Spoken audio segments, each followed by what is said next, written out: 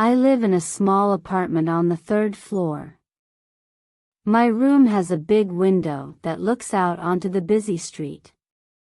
Cars pass by, people walk quickly, and the city never seems to rest.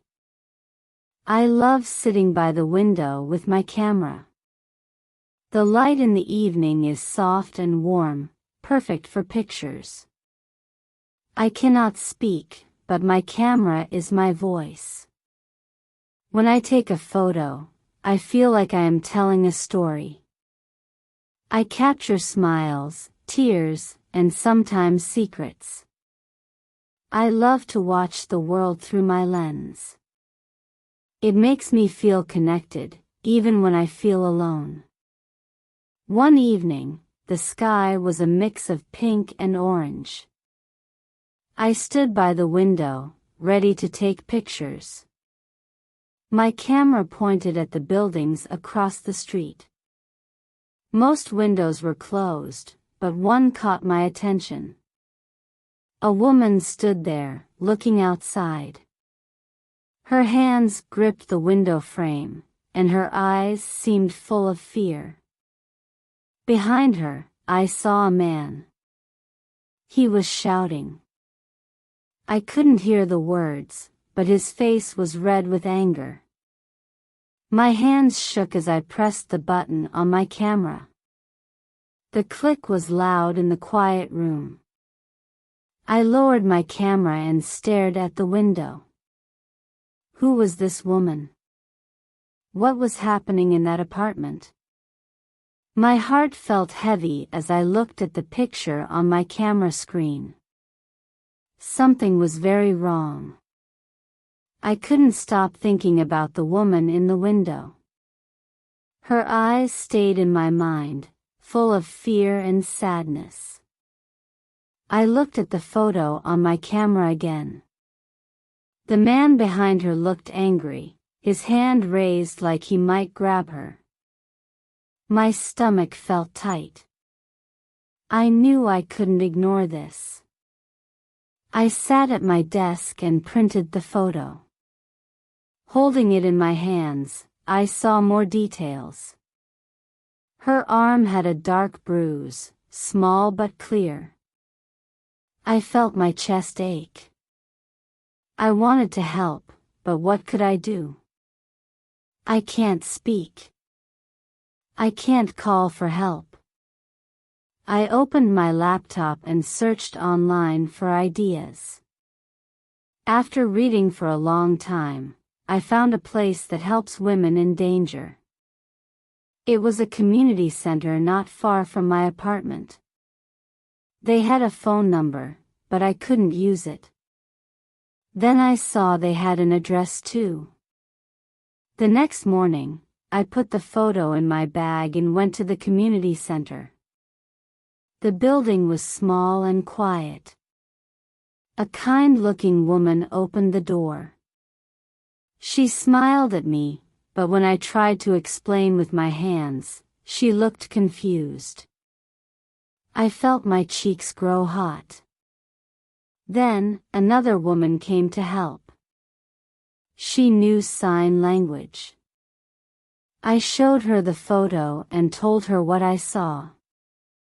She nodded and said, "You did the right thing by coming here. We will help her. Don't worry." For the first time, I felt a little bit of hope. Maybe I could do something after all. When I returned home, I couldn't stop thinking about the woman. I sat by my window again, my camera in hand. I watched the apartment across the street. The window was closed now, and I couldn't see her. Was she safe? Was she still there? The next evening, I saw her again. She stepped close to the window, but she looked different. Her shoulders were hunched, and she moved slowly. The man appeared behind her, talking loudly and pointing at her. I couldn't hear him, but his actions were enough. I quickly took another photo. Over the next few days, I kept watching. I took more pictures when I saw them. Sometimes she sat alone, her hands on her face. Sometimes he was with her, pacing around the room like he was angry. Every time I saw her, I felt the same sadness. I printed the new photos and added them to my folder. I had to do something more.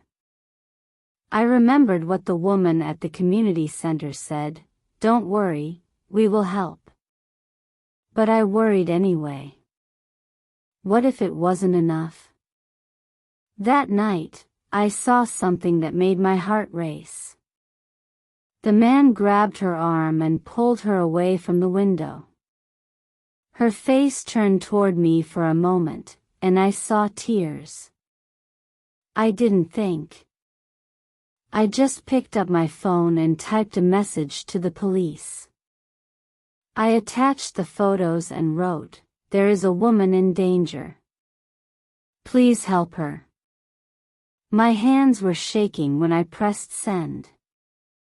I sat by the window, watching the apartment. All I could do now was wait. The minutes felt like hours as I waited. My heart was pounding, and I couldn't sit still. I kept looking out of my window at the apartment across the street. The lights were still on, but the curtains were now closed. I couldn't see anything, but I knew they were there. Then, I heard sirens. The sound grew louder, and I saw blue and red lights flashing on the street below. A police car stopped in front of the building, and 2 officers got out. My hands gripped the edge of the window frame as I watched them enter the building. I couldn't see what was happening inside, but the waiting was unbearable. I imagined the woman's face, the fear in her eyes, and I prayed that the police would reach her in time. After what felt like forever, the door to the building opened again. The officers came out, and with them was the woman. She looked tired and scared, but she was walking free. Her eyes scanned the street, and for a moment, they met mine. I didn't know if she saw me, but I hoped she felt my support. The man was not with her.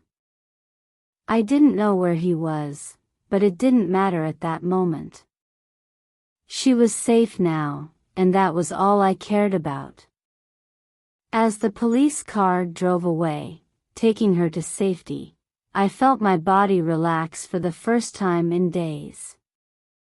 I let out a breath I hadn't realized I was holding. I looked at my camera, still sitting on the windowsill. For the first time, I felt that my photos had done something important. I couldn't speak, but through my pictures, I had found a way to help. The next day, I sat by my window again, looking at the street below. The apartment across from me was quiet. I didn't see the woman or the man anymore. It felt strange, knowing that she was safe now. But I also felt proud. I had done something, even if it was small. I thought about how important it is to act, even when we don't know what will happen next. I couldn't speak, but I found a way to make a difference. I took photos, sent them to the right people, and helped someone in need. I wanted to share this with others. I wanted everyone to know that even the smallest action can change something. You don't have to be loud or famous to help. You just need to care and do what you can. So, I have a challenge for you. Think about a time when you saw something wrong or someone in need. What could you do to help? Maybe you can talk to someone, maybe you can send a message, or maybe you can offer a kind word. In the comments below, share your thoughts.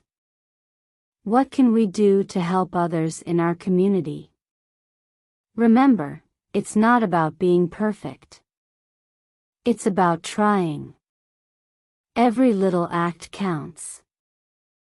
I learned that, like my camera, we all have a way to speak without words. It's in our actions, our kindness, and our desire to make the world better. And that's enough.